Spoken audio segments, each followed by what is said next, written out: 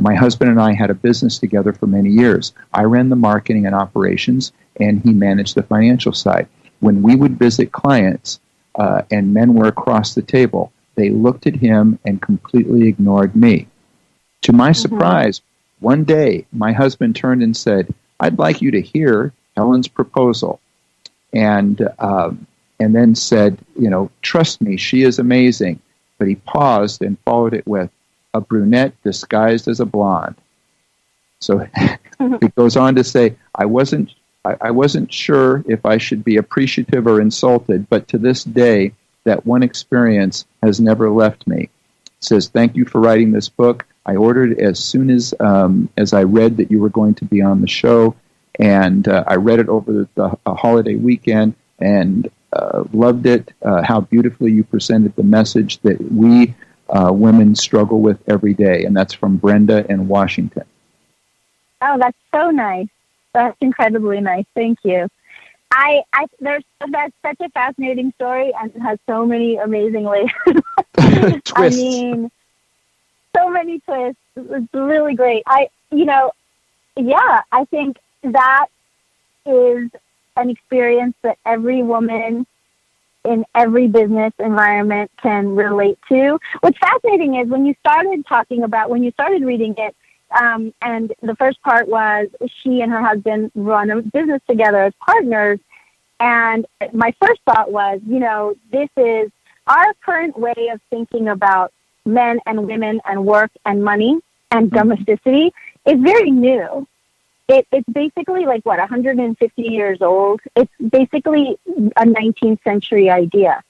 And it has very much to do with the Industrial Revolution and the rise of corporate capitalism and the creation of an affluent upper middle class, a professional class that kind of divvied up the world again and said, okay, now men are going to go to work and women are going to stay home, and this is what they're going to do at home. And what they were, then all these, this was around the time that mass media was first coming into being in the form of newspapers with photographs and magazines for ladies home journals and such, because before that, what you had was the kind of thing that she described, where maybe the family had a farm or an inn or, a shop, or people generally tended to work at home as a group, as a family. Or if you were an aristocrat, those rules didn't apply. But nobody worked either. You lived off your rent.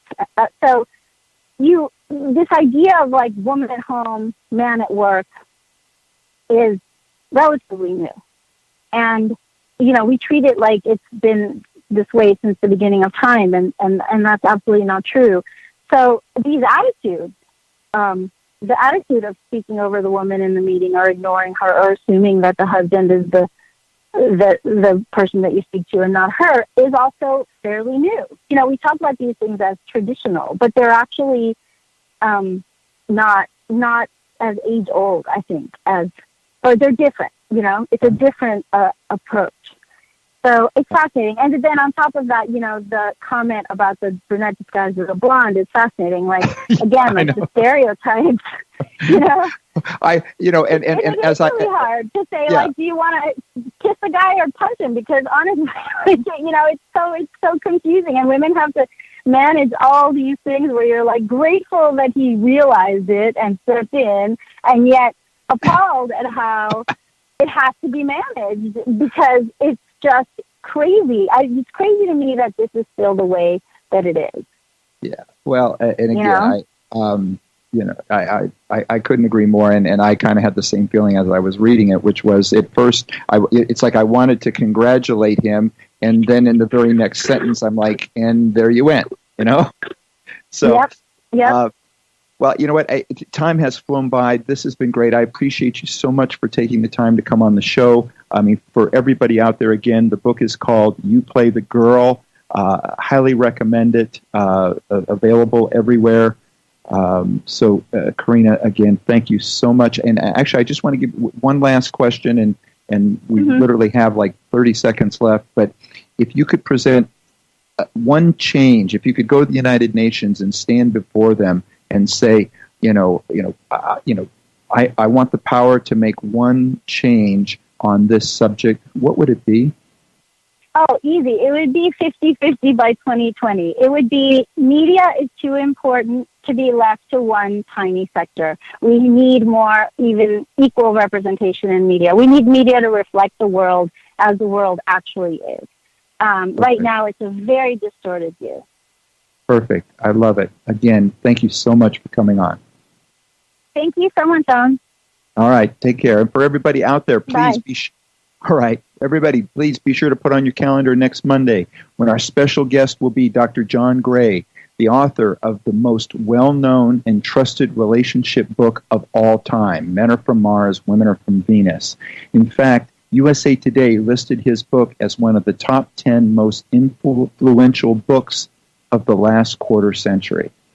So, and in next week's show, he will discuss Staying Focused in a Hyper World, which is, again, one of his books. And it contains the latest research and news on ADHD, why it exists, and how to cure it. He will also speak a little bit on his newest book, The Boy Crisis.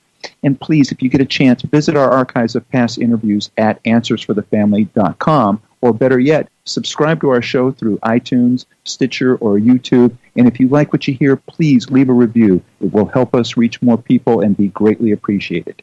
The next time you're on Facebook or Twitter, please remember to stop by and check out some of our latest posts. If you like them, please like us and continue to spread the word. Be good human beings and be with us again next week on Answers for the Family.